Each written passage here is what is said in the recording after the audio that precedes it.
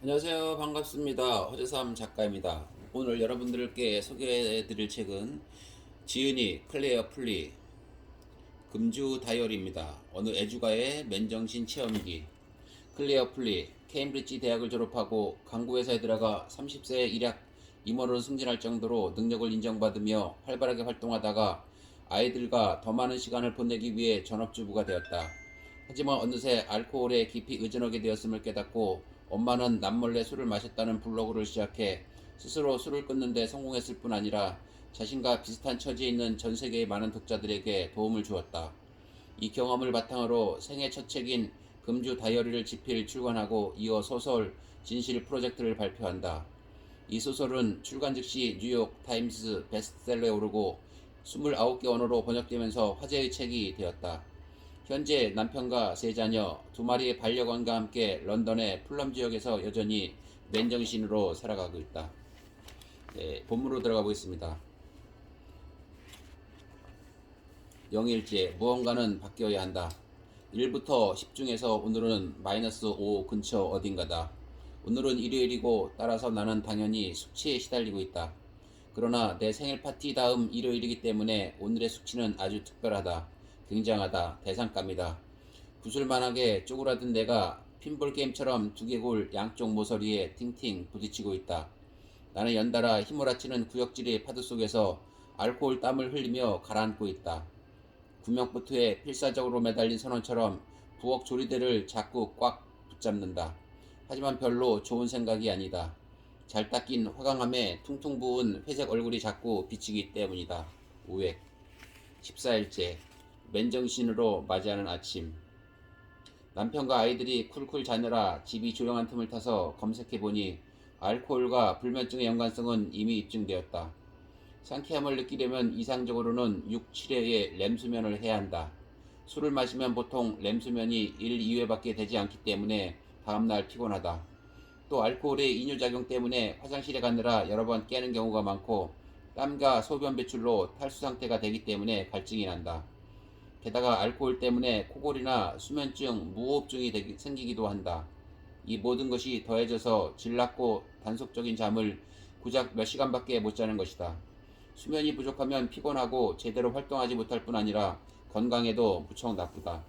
또한 우울증과 체중 문제가 악화되고 피부가 나빠지고 심재가 무례가하고 결장암과 유방암 발병 가능성이 증가한다. 33일째. 나는 칼리사다. 이미지 떠올리기는 몇 세기나 된 방법으로 명상과 기도, 체면요법에 뿌리를 두고 있다.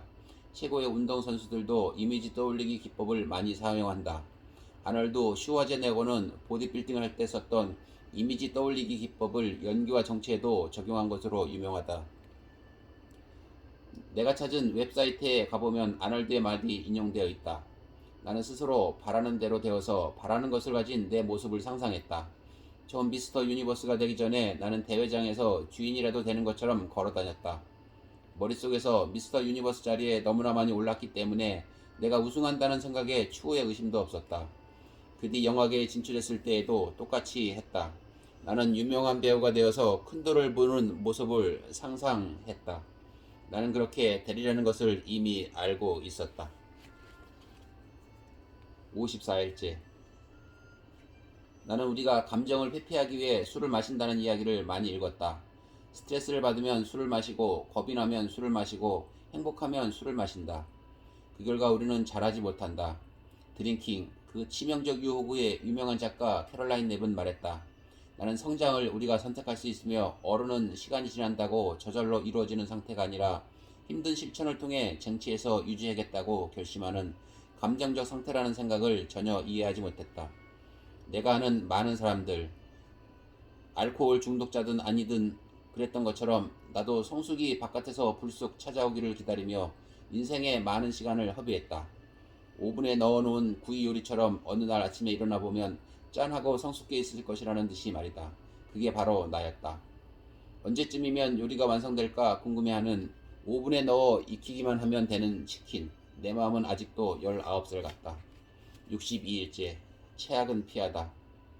2010년 약물 분야의 정부 고문이었던 너트 교수는 약물 20종이 이용자와 사회 전체에 비치는 상대적인 해악을 연구하는 의학저널 랜셋에 발표했다. 우리는 헤로인이 얼마나 위험한지 아이들에게 교육하고 불법 약물로 인한 문제를 걱정하면서 큰돈을 쓰지만 너트 교수의 보고서에 따르면 모든 약물 중 가장 유해한 것은 우리가 약물이라고 생각하지도 않는 것, 즉 알코올이다. 알코올은 지역사회와 더 광범위한 경제에 끼치는 영향을 무시하고 개인 이용자에게 끼치는 위험, 중독성과 육체적 정신적 손상만 봤을 때에도 가장 유해한 약물군에 속한다. 알코올은 헤로인, 흡연식 코카인, 필리폰을 제외하면 그 어떤 시험 약물보다 위험하다. 담배, 대마초, 분말형 코카인, 엑스터시, 케타민보다 더 치명적이다.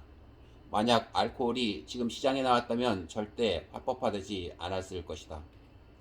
학교 정문에 모인 엄마들이 빨리 집에 가서 코카인을 하고 싶어 죽겠다고 농담처럼 말하는 광경은 절대 볼 수 없겠지만 훨씬 더 해로운 약물을 이용하는 것은 사회적으로 용인될 뿐 아니라 그것을 이용하지 않으면 이상한 사람처럼 보일 정도로 당연하게 여겨진다.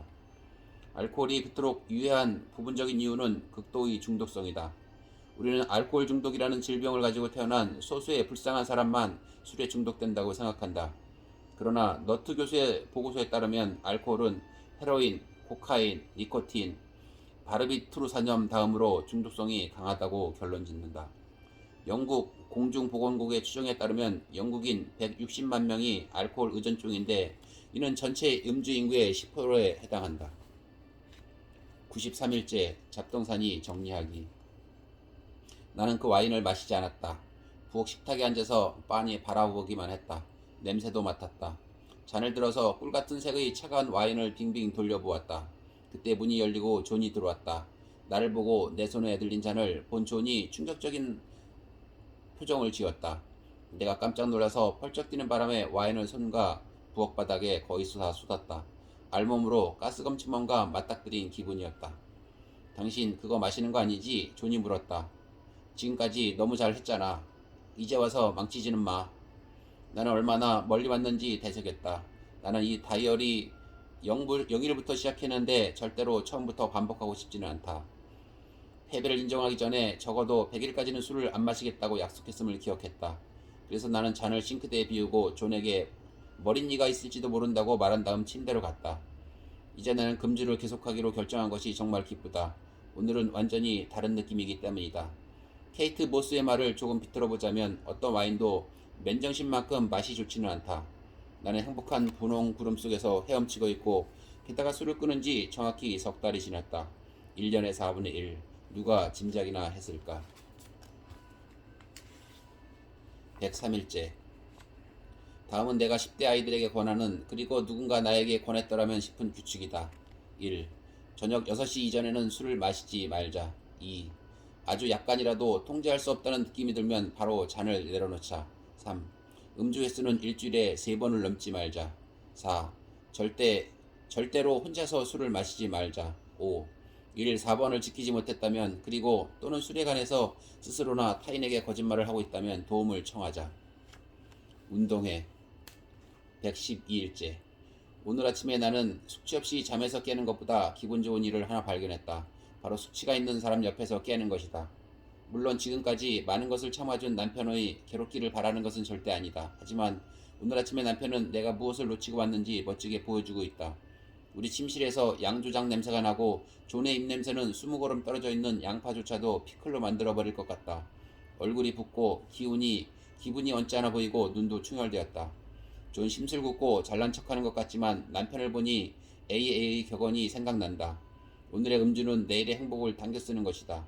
음주 초보자 시절에 나는 밖에서 술 마시는 날의 엄청난 즐거움을 다음 날의 경미한 두통과 기꺼이 바꾸었지만 술꾼 만년 시절에는 경미한 즐거움을 다음 날 또는 그 다음 며칠 동안 엄청난 우울과 바꾼 셈이었다. 이러한 트레이드오프에도 생리적인 이유가 있다. 술을 마시면 뇌에서 도파민이 분비되어서 기분이 좋아지지만 이에 대응하여 다음 며칠 동안 도파민이 고갈되기 때문에 우울해진다. 158일째. 블랙베리 따기. 나는 문제적 음주와 우울증의 상관관계에 대해서 수없이 많이 읽었다. 둘은 너무 복잡하게 얽혀 있어서 뭐가 뭔지인지 알아내는 것이 불가능한 경우가 많다. 우리는 우울해서 술을 마실까? 술을 마시기 때문에 우울할까? 사실 이것은 하강나선처럼 우리를 빨아들여 배수구에 빠지는 거미처럼 삼켜버릴 수도 있다. 하지만 결국은 술과 도파민의 문제다. 우울할 때 술을 마시면 도파민이 급격히 분비되어 기분이 좋아지는데 실제로 도움이 되지만 자주 마시면 뇌가 도파민 분비량을 자연스럽게 줄인다. 즉 알코올이 없으면 우울해진다는 뜻이다. 게다가 술을 마셔서 생성되는 도파민은 기분을 정상 수준으로 돌려놓을 뿐이다. 다시 말해서 알코올이 당신을 행복하게 만든다고 느끼기 시작한다. 그것이 사실이기 때문이다. 하지만 애초에 문제를 일으킨 것은 나쁜 친구인 알코올이다. 181째 웃어라. 세상이 너와 함께 웃으리라. 1990년대 초반에 나는 사람들이 입에 자주 오르내리던 천상의 예언이라는 책을 읽은 적이 있다. 내용은 대부분 기억나지 않지만 저자가 발산하는 자와 빼앗는 자라는 두 부류의 인간에 대해서 했던 이야기는 생생하게 기억난다.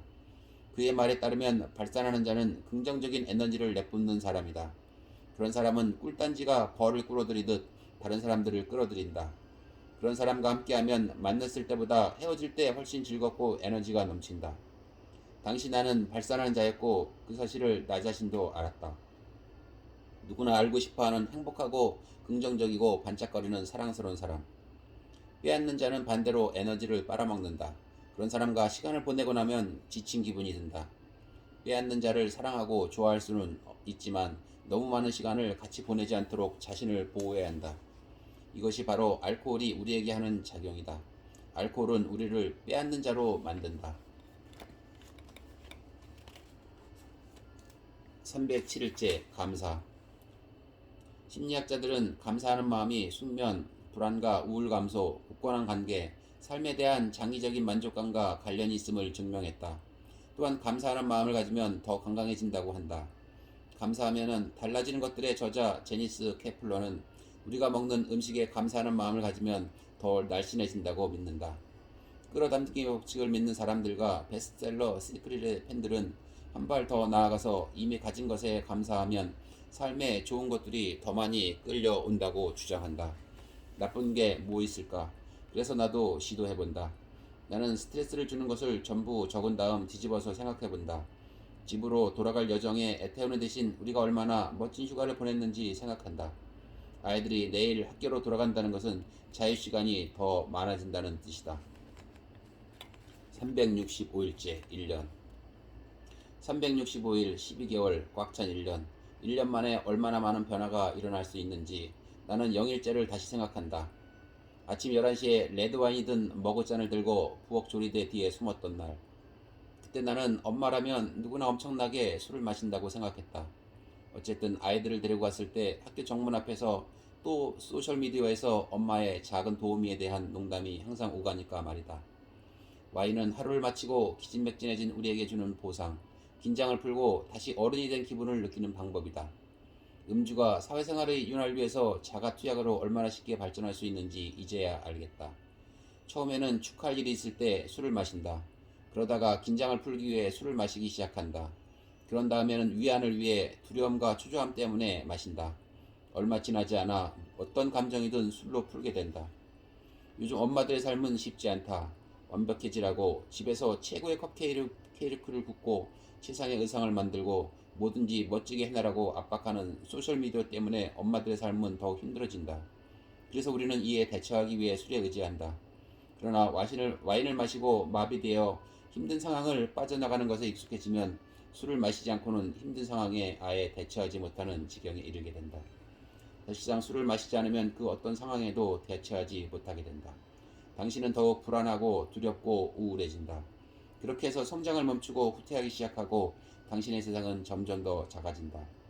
나는 알코올이 우리 육체에 어떤 영향을 끼치는지도 알게 되었다. 알코올은 특히 복부에 살을 찌우고 우리의 잠을 방해하고 피부를 엉망으로 만들어서 실제보다 더 늙어 보이게 한다. 우리의 몸이 독소와 싸우면서 끔찍한 숙취가 생긴다. 그리고 결국 술은 우리의 간을 정말로 해치고 암을 키워서 우리 몸이 스스로를 파괴하게 만든다. 이 모든 사실을 생각하면 금주를 쉽게 결심할 수 있겠다고 여길지도 모른다. 하지만 전혀 그렇지 않다. 우리는 술 없는 삶이 지루할까봐, 우리가 따분해져서 친구를 전부 잃을까봐 걱정한다. 너무 힘들까봐 걱정한다. 사람들이 우리를 응원하기보다 평가할까봐 걱정한다. 중독성 있는 물질에 중독되었다는 이유만으로 약하고 무책임하고 육체와 정신에 결함이 있는 사람이라고 생각할까봐 말이다. 알코올은 약물이지만 아무도 약물이라고 생각하려 하지 않기 때문이다.